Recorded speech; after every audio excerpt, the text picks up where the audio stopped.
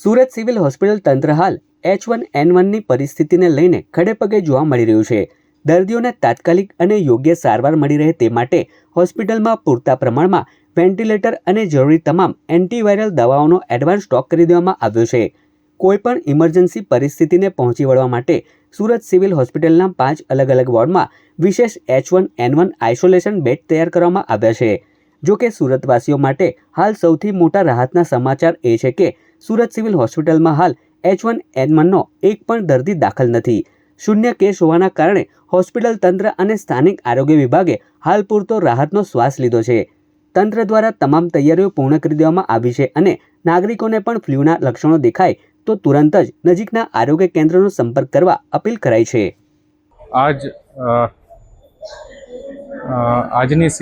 હવેની સિઝનમાં કે પોસ્ટ મોન્સૂન જે વાયરલ ફીવરના કેસોમાં જે વધારો થઈ રહ્યો છે એને અનુલક્ષીને રાજ્ય સરકાર તરફથી અને કેન્દ્ર સરકાર તરફથી મળેલી સૂચના અનુસાર દરેક વોર્ડમાં અમે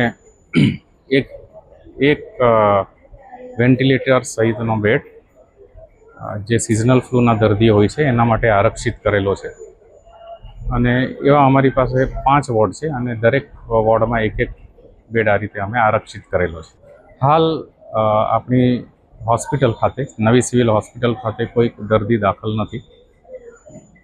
ઓપીડીની વાત કરીએ તો વાયરલ ફીવરના લક્ષણો લઈને દર્દીઓ આવી રહ્યા છે પણ મોટે ભાગેના દર્દીઓ સ્ટેબલ હોવાથી ઓપીડી પર ટ્રીટમેન્ટ લઈને એ પાછા હોમ આઇસોલેશન થતા હોય છે।